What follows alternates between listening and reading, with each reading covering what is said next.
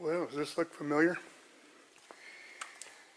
It's been a long time since we pulled her out of the back of the shop. I'm going to take that fuel tank out right now, and then we're going to do a examination of the frame. May try to get the axle unbolted. I just noticed that each one of the emergency brake cables have got a bracket that's going to need to be taken off. And of course, everything is rusted solid. So, I mean, you just look at these rivet heads here. You see this one here looks pretty good, but this one's gone. You can see how chewed up that metal is. Those are the issues. I don't know what I'm going to do. I think I'll try to cut some of this stuff out, and I'll get some flat plate and then just weld it in there and make a new hole, bolt that up, you know, the same way with that side. The issue is, like up underneath there, you can see where the rust is starting to really form badly. And then this one here, yeah, let me get the right shot, there we go. You can see the same scenario. So that, I don't know, I think when it's sandblasted that those things would probably get cleaned out.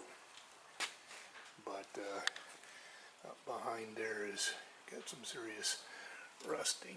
You can see all through the frame there. So those are areas that will need some attention. But just take it one step at a time. Got a lot of areas that are pretty corroded, and so we'll see what we can do. I'm thinking about possibly getting, like I say, about a 3-inch steel plate that's, I don't know, this stuff isn't more than 3/16 of an inch thick, I guess. So get some of that, and we'll just start cutting it up, and then just cut these pieces out, and then just weld in new pieces. That would probably be the best to eliminate any sort of weakness in the frame. I mean, it's an old frame, it's a 36. The rest of it is not too bad. I mean, there's a few spots like there that's kind of crusty. But, you know, of course, the part up front was covered in greasy crud, so not too bad a shape up here.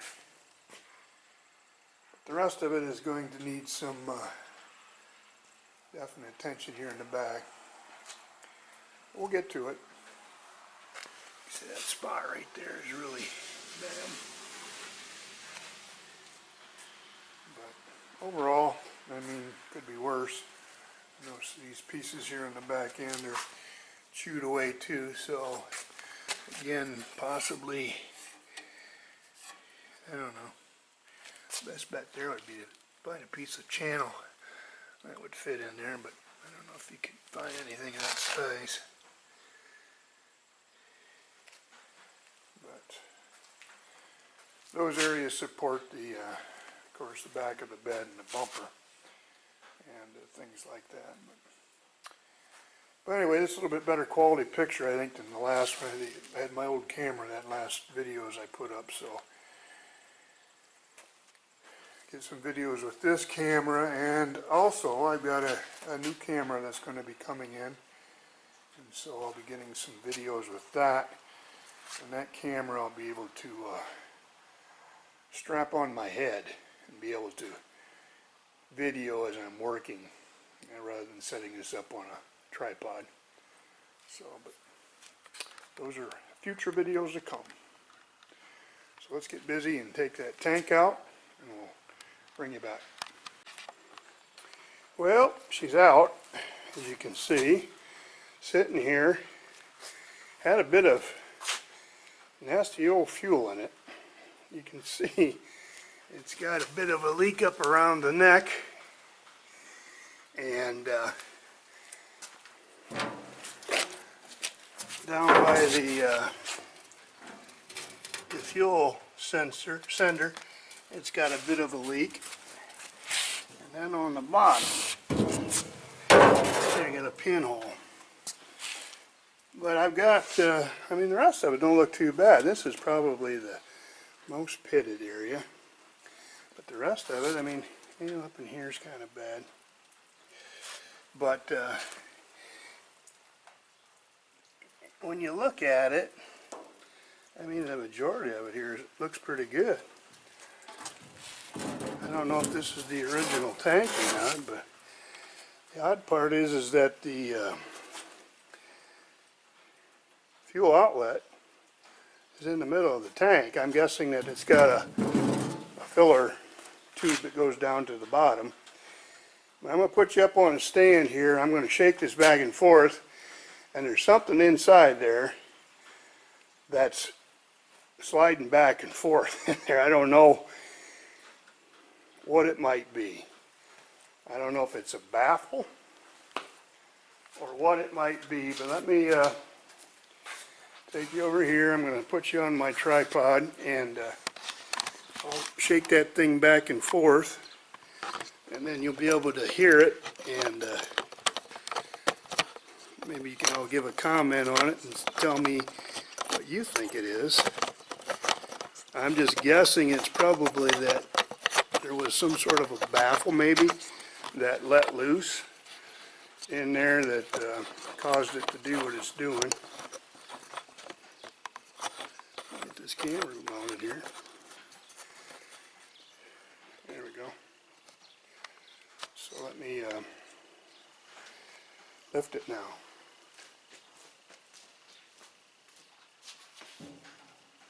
You can kind of hear it. You can hear it as it slides back and forth. It's something substantial size.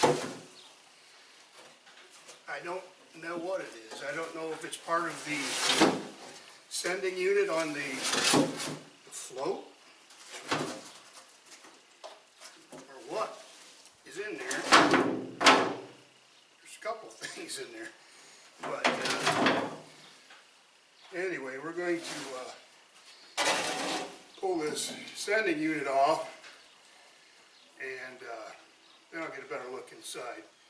But I have some stuff to put inside the tank that I'm going to use to seal it, and I just am debating whether I want to do that or just go out and purchase another tank. They have them on eBay, but it won't have that filler, and that's what's cool. That's all cast iron filler tube there, and I really like that. But and I don't think it's that far gone. I mean, just a few spots it's leaking right up there. Goes right around the filler, as you can see. Well, I showed you the other spots, but anyway, let me take that sending unit out of there and we'll give you a look-see.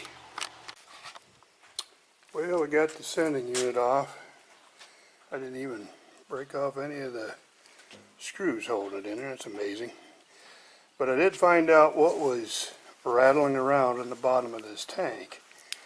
I don't know if we'll be able to see it here. I'm going to try to get a light on it. Let's see. It's hard to see there. Let me get a different light here. Yeah, it's just what I thought it was. It's a baffle. A baffle that goes across the let's see if we can see that now. You get the light, there you go. You can kind of see it. See that shiny silver thing down in there?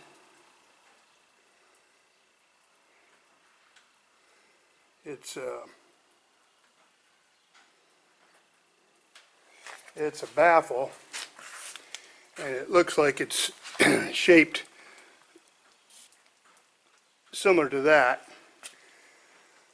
And I'm sure that goes probably in the middle of the tank. Most tanks have baffles in them because It keeps your gas from, you know, sloshing back and forth and messing with your sending unit.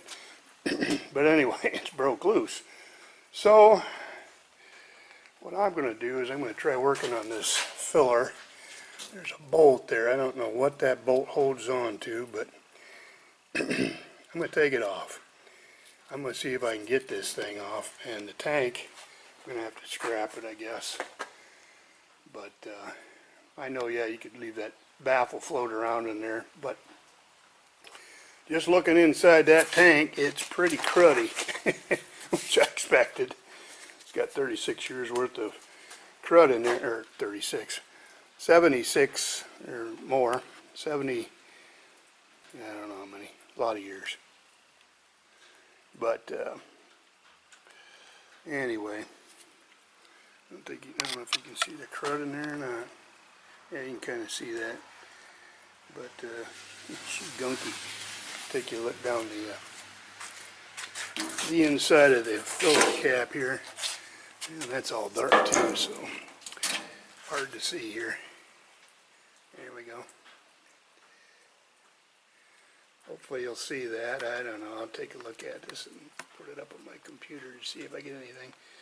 But a lot of crud that run around inside there. So what I have done before, like with snowmobiles, is take some, you can either take like nuts, washers, or you can take bigger pieces of stone and put in there, and then you just rattle the snot around, it all around in there, and knock all that rust loose. Then you can wash it out with water and you know, let it dry. Then they have that sealer that you can put in there, but with that baffle loose, it's like I can't do that. There's no way to get that baffle out of there, you know. And I'm not gonna cut the tank open, because that would be crazy. I could never seal that thing back up again, you know. So I guess we're down to purchasing a different tank. They have them on eBay. I've seen them already. They've got the, you can either get a metal one or you can get the polypropylene tanks, plastic ones. And so I'll probably just go with that. But it sure makes me mad. I wanted to keep that filler. I think that's so cool. That's all heavy cast. But anyway, that's what we got for now. So we're going to start playing around, looking at some of this rust and what we can do here, and kind of put together a little shopping list of steel that I'm going to need. And then I'll probably start taking those off, the shocks. And like I said, there's a mount right here for the emergency brake cable. I need to get that loose. And you know what else I'm thinking about doing too is removing, let me get this tank off of here, and removing these braces. There's a couple of braces that are underneath this. This thing's heavy. It's all steel. They didn't make stuff out of cheap stuff back in the day. But take these braces up. There's some rivets that hold it. Here's one, and there's two down here. Same thing on that side, one there, and then there's two down there. And get both of those off, because there's rust up underneath them, up in here. And we'll get that out of there, and then I can get at this better to cut it out. I'll cut that, probably take a good portion of this out, maybe from here over, and you know, to where that one spot where it kind of goes up right there is at, and just replace that with steel. And do the same thing with this one. This side doesn't look as bad, but it's hard to say what I'm going to find when I pull that brace off. So that's the next thing. Alright, we'll bring you back when we get a little further progress. Well, I got the braces out. They were both in there. This is the good brace. guess if you call it good. It's not rusted in two anyway, but it don't look real good. And I have no clue. I guess I could piece some metal into that and form that up just where it's rusted through there. This is supposed to have some sort of slot. I got a feeling it's for the strap for the gas tank. And that goes in the back. It goes up in here like this, and that slot is right back in behind there. So I don't know what that's for, but maybe it's just a drain. I don't know. But anyway, that's the good one. This is the bad one. This side's good. At this side, oops, this side is gone. This is what it's supposed to look like. Set it on its side here. If I get it set up. Anyway, you can kind of see what I'm talking about there.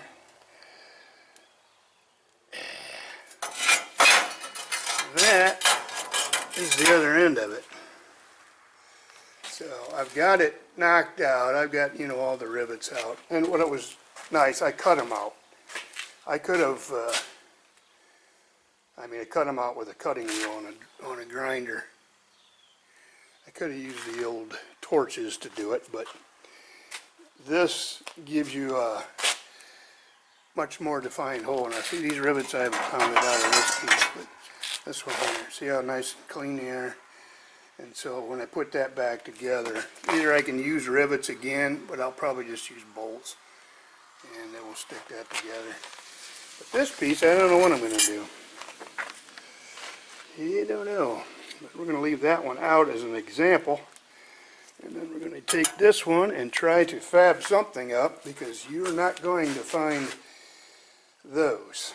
Because people don't, when they part out these trucks, the stuff that you can easily get off, they sell on eBay, but these were cross members in the frame, and they're not going to be able to, I had to cut all those out with a, like I said, with a grinder, the cutting wheel on it. That's a big old hole in it. But anyway, we got it apart, so we'll get it all put together with some steel, and I'll bring you back with the finished results. Thanks for watching. I don't think I took a picture or a video of this. This is my sending unit. So I pulled out of there. The bad part is there was a piece right here on the end, doggone it, and it was double nutted. It was this wire, and I twisted it off. Makes me mad. But my guess is the old cork is probably, I don't know if it would still float or not, but anyway, it's just kind of a neat unit. Still works. So we'll be doing some eBaying. Alright, that's all we got.